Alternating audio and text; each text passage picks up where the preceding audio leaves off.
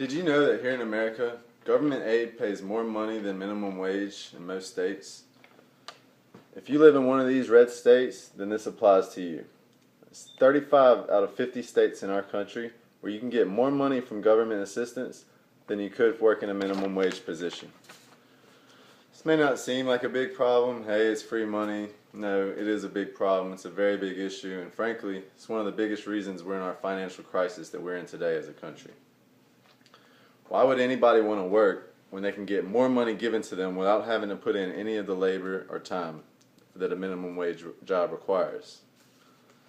The problem lies with the government putting more money into the system than they're getting back from it. This line of thinking is why America has over $17 trillion worth of debt. To get people off of government assistance, you have to give them a reason that's worth their while, worth their time.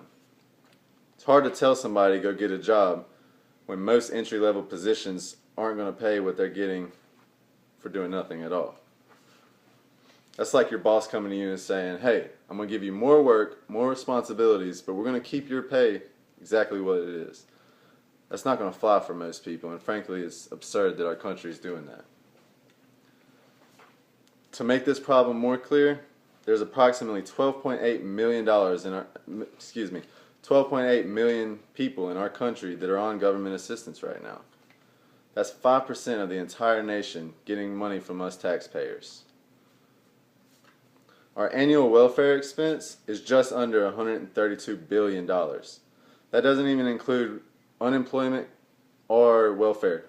That's an absurd amount of money annually, think about that. I think the best course of action for this would be to get the appropriate people in office to bump up minimum wage, give more of a motive to go to work.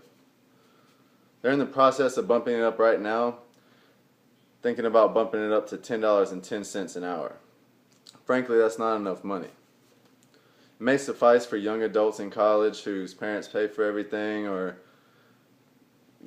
somebody that's in high school still, but for a person trying to raise a family, that's not enough money. I don't care what kind of lifestyle you live. Average rent in America is already at $821 a month. Add in groceries, medical bills, utilities, car notes, other expenses like tuition or loans.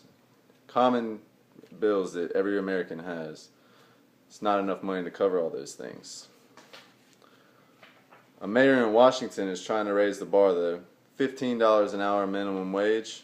I think this would be a sufficient amount, and I think this would be very successful for our country. If this proposal were to pass, that would mean companies would be required to pay a minimum of $15 across the board.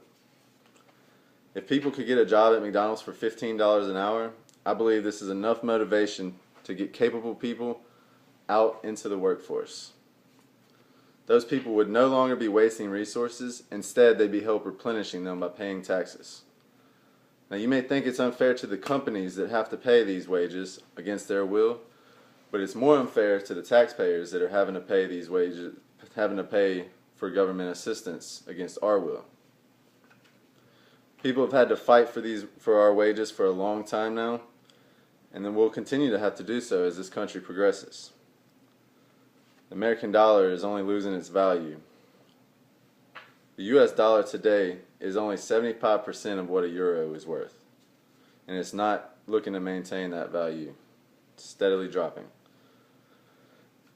Imagine if more people were working, contributing, paying taxes. Government would be getting paid instead of paying people, simply put. Instead of taking resources from more important things like education, healthcare, or servicemen, we'd be helping those people instead of taking away from them. In reality, it's all in the government's hands. A lot of people don't realize how much of an impact our voice is to put these people in office to make this happen. There are a few things that we can do to get this thing going though. If you could write a letter to your mayor, you can get a petition going, or most importantly, research who you're voting for. That's a big deal in America. Everybody wants to vote for the guy that they like the most. You need to research their policies before you go in and vote. I urge you to keep this in mind for election time, because there's already people ready to back this idea of $15 an hour minimum wage. For instance, Mayor Mike McGinn out of Seattle is one of the good guys that's ready to fight this fight and get this minimum wage raised. So get out there and vote, and let's make this happen. Thank you for your time. For my sources, I use the U.S. Department of Health and Human Services, American Community Survey Housing Facts, USA Today, MSN News, Measuring Worth, and Brillig.com. Thank you for your time.